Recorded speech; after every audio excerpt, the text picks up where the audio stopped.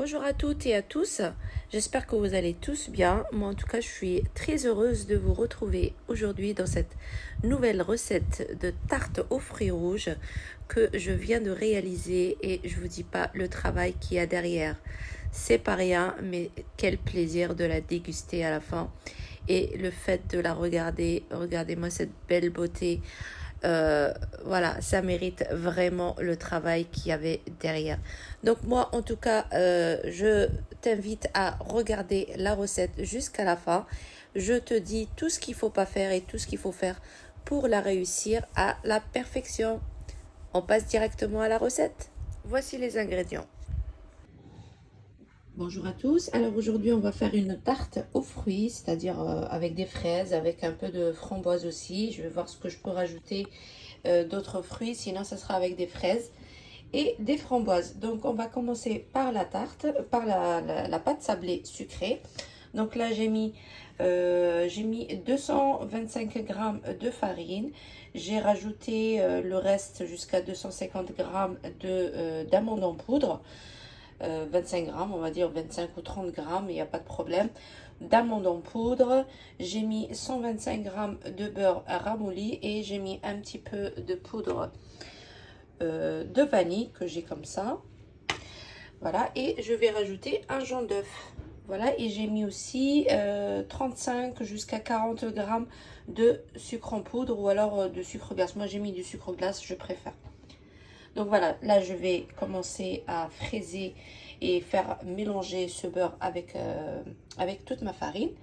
Et ensuite, je vais rajouter mon jaune d'œuf au milieu et je vais rajouter, remplir cette coquille d'eau et je vais la diluer aussi avec le jaune d'œuf et je vais ramasser ma pâte.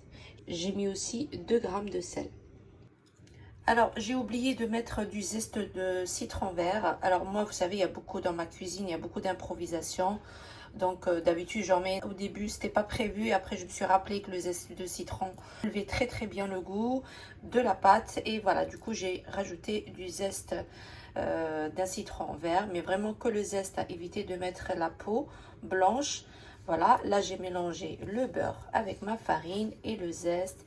Voilà, là, c'est parfait. Je vais faire un petit pli comme ça.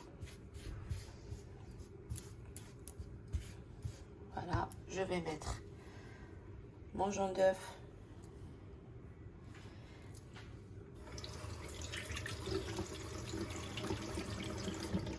Et je vais remplir la coquille d'eau.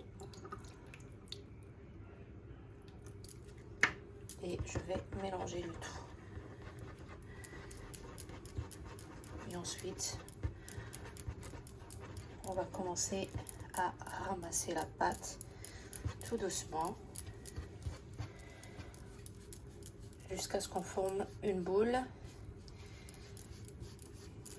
Voilà, c'est très facile et excellent de faire sa pâte soi-même que de l'acheter déjà toute faite. Au moins, vous savez ce que vous mangez et il n'y a pas photo. Ça n'a rien à voir.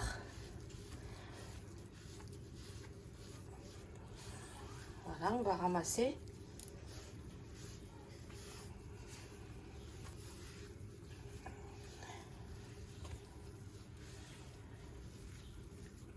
Ne remplissez pas trop la coquille d'eau hein, parce que sinon vous risquez d'avoir une pâte trop molle. Après vous allez avoir de difficultés pour la ramasser. Du coup vous remplissez vraiment le 3/4. Vous voyez déjà la pâte, elle est bien molle. Voilà, on va la fraiser pour que tout se mélange.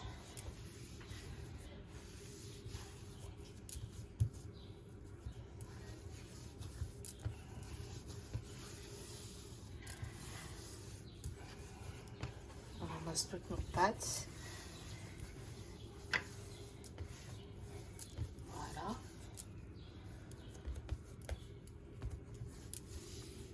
Vous la pétrissez pas, juste vous la fraisez comme ça.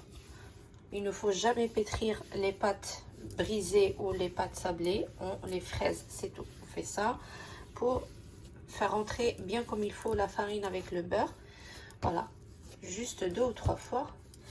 Et ensuite, on va la former en boule et on va la tapoter comme ça entre deux mains, mais là comme j'ai une main avec le téléphone, donc on va la ramasser, la reformer en boule, voilà, et ensuite on l'enveloppe dans du papier cellophane ou en torchant dans une assiette et on la met au frais minimum 15 minutes avant de la travailler. Alors pour notre crème pâtissière, on aura besoin de 500 ml ou 500 g de lait entier normalement. Moi aujourd'hui j'ai mis un demi écrémé parce que je veux pas qu'elle soit trop riche avec tout ce qu'il y a avec, les jaune d'œuf et tout. Donc pour que ça soit un petit peu, on va dire, moins riche. Et demi écrémé. Donc vous mettez, pour qu'elle soit plus onctueuse, votre crème, de préférence mettez du lait entier. Donc 500 g ou 500 ml de lait entier. On va mettre aussi 50 g de maïzena et 125 g de sucre et 4 jaunes d'œuf avec une gousse de vanille. Si vous n'avez pas la gousse de vanille, vous mettez de la vanille comme ça en poudre ou alors de la vanille en sucre ou ce que vous avez en vanille. Donc voilà, on va découper cette gousse de vanille. Je vais la mettre à l'intérieur et je vais la diluer, la remuer. Et ensuite, je vais mettre la moitié du sucre au fond de la casserole pour éviter d'avoir une couche de lait qui s'installe ou qui va croûter au fond de ma casserole. Et la moitié du reste, on va la rajouter aux jaunes d'œuf et on va juste les mélanger, ne pas les fouetter jusqu'à les blanchir, rien du tout. En fait, parce que le jaune d'œuf, il n'aime pas être en contact avec le sucre. Voilà. Et on va faire bouillir notre lait avec la gousse de vanille et une fois qu'il aura bouilli, on va rajouter la moitié ici et puis ensuite on va le transverser dans la casserole avec bien sûr la maïzena qu'on va rajouter aussi avec les jaunes d'œuf. Je vais vous montrer toutes les étapes. Donc vous voyez, je l'ai ouvert en deux et ensuite on va racler toutes les graines qui sont à l'intérieur. Et voici.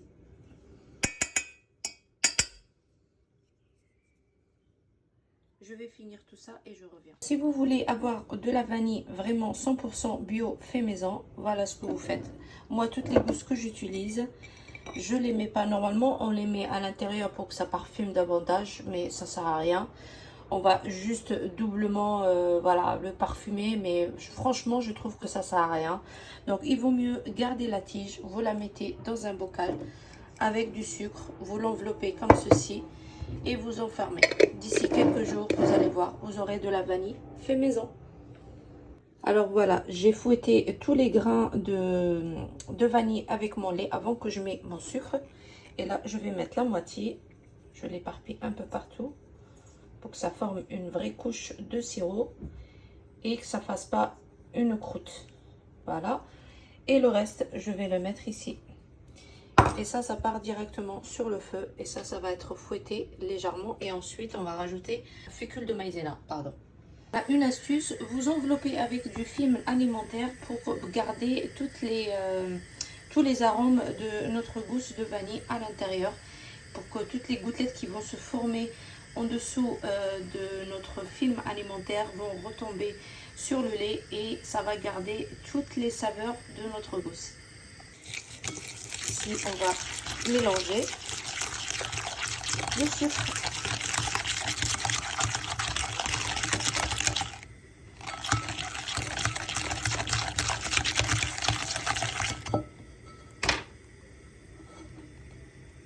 Ensuite, on va mettre la fécule de maïs. Et on va fouetter le tout. Et on va réserver en attendant le lait.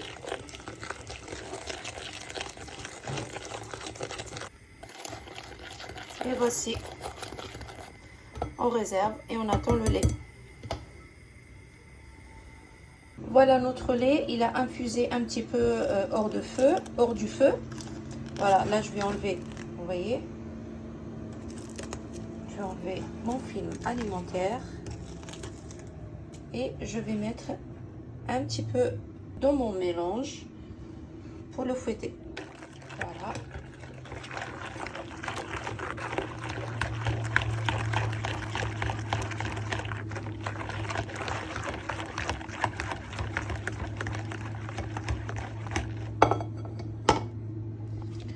voyez le fond de la casserole, comment il est net? Parce que j'ai mis du sucre. Et il n'y a aucune croûte du lait. Voilà.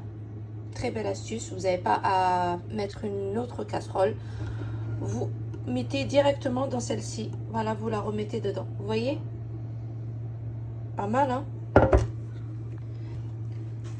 Voilà, comme vous voyez, j'ai remis tout le mélange ici dans ma casserole. Et je vais le remettre sur le feu, tout en fouettant bien sûr et surveiller. Feu moyen, pas trop fort, jusqu'à ce que le mélange il s'épaississe.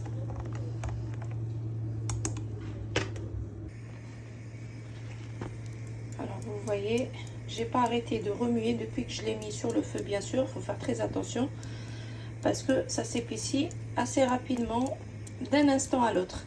Donc voilà, mon feu il est vraiment au moyen. Et je remue parce que sinon vous risquez de la faire coller en dessous et avoir une croûte. Et c'est pas très agréable. Donc là c'est bon, je vais l'enlever.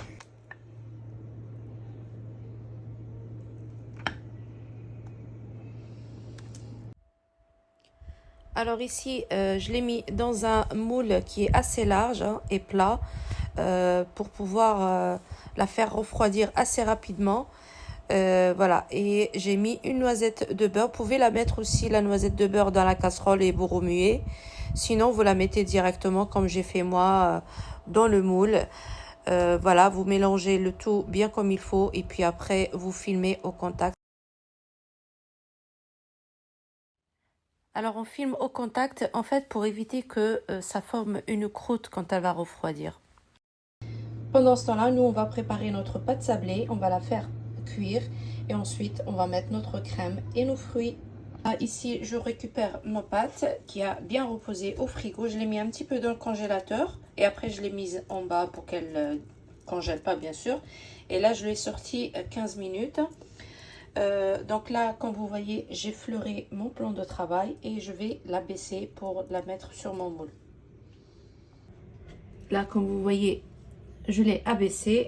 Là, je vais essayer de la ramasser délicatement parce qu'elle frétille beaucoup, mais c'est pas grave. On peut la ranger dans le moule. Voilà, tout doucement comme ça, comme ceci. Et moi, je ne beurre pas, je mets rien sur mon moule parce que franchement, il est vraiment anti-adhésif et il ne colle pas du tout. Donc,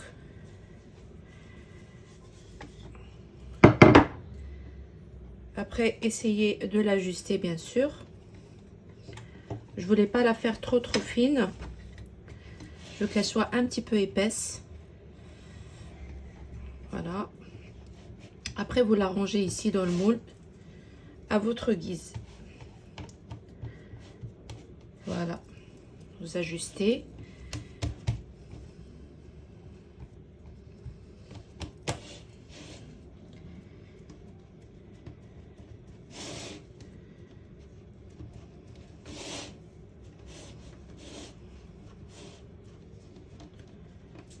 Voilà, ensuite, je vais la piquer pour qu'elle ne gonfle pas.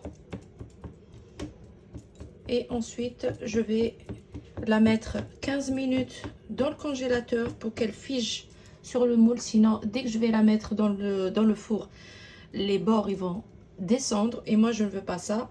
Donc, je vais la mettre dans le congélateur pour qu'elle fige. Et je vais préchauffer mon four au maximum. Une fois que je l'enfourne au four maximum, c'est-à-dire à 250 ou 280, le plus possible que vous pouvez, pour éviter, comme je vous disais, que les bords ne retombent. Donc, une fois que notre pâte, elle fige, à ce moment-là, on rebaisse la température à 180 degrés jusqu'à ce qu'on aura une belle coloration. Voilà, je vous montre comme ça, vous comprenez. Voilà, je l'ai mis à 300 degrés. Je l'ai bien préchauffé pendant que ma pâte, elle était dans le congélo en train de se figer. Et je l'ai mis il y a à peu près 2-3 minutes. Vous voyez, là, c'est bon. Elle est figée. Les bords, ils ne bougent pas. Ça commence même à cuire. Donc là, on va baisser complètement. On va le mettre.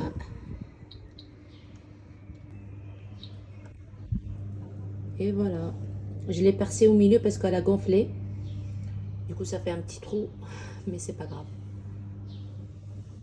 Voilà, on va la laisser à peu près une quinzaine de minutes et on va vérifier. Ma crème pâtissière, elle est complètement froide. Donc là, ça fait un bon moment. Ça fait au moins 2 heures qu'elle est dans le frigo. Là, je vais la détendre un petit peu. D'accord?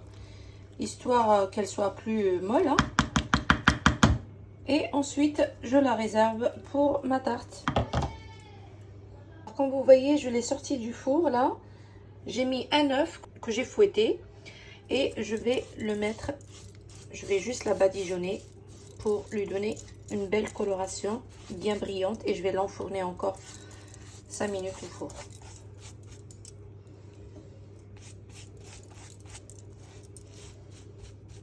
Elle s'est ouverte un petit peu parce qu'elle est très frétillée déjà tout à l'heure. Mais c'est pas grave.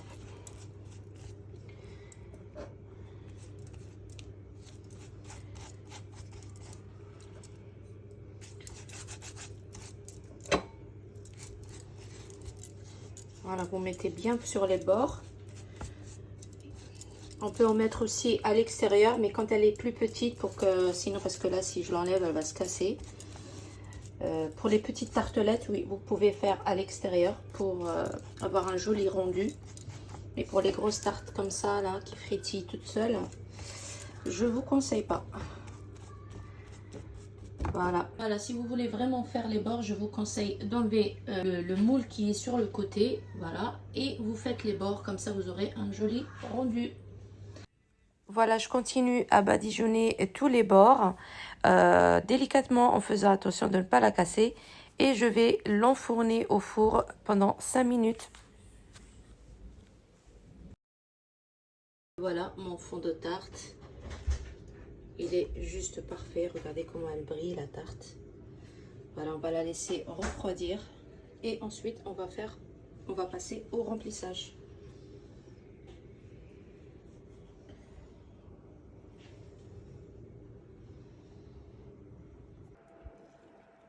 Alors voilà, mon fond de tarte, il est complètement froid. Une fois que c'est froid, j'ai mis ma crème pâtissière que j'ai fouettée un petit peu pour la détendre. Et là, j'essaie de l'arranger un petit peu et je vais commencer à mettre mes fruits par-dessus.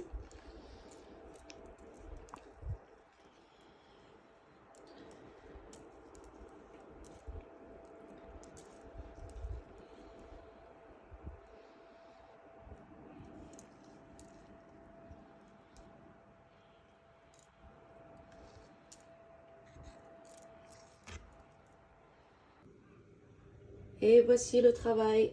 Voilà le résultat de notre tarte aux fraises.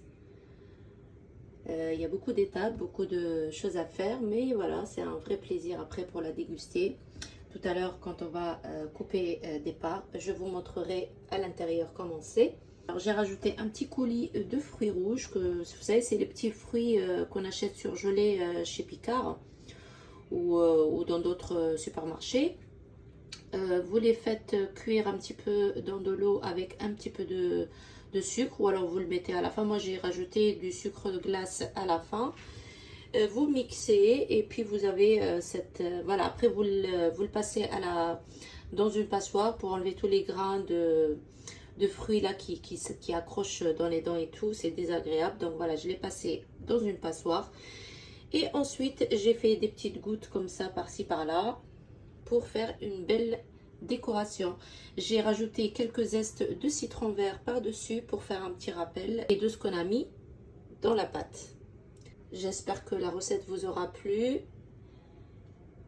Voilà, c'est la saison des fraises, il faut en profiter.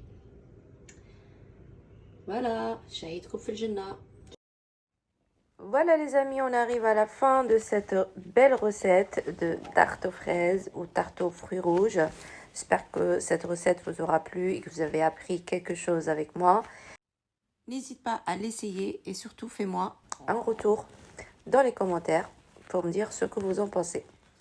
Donc voilà, si tu aimes, n'hésite pas à partager, la liker et surtout de t'abonner si tu ne l'as pas encore déjà fait.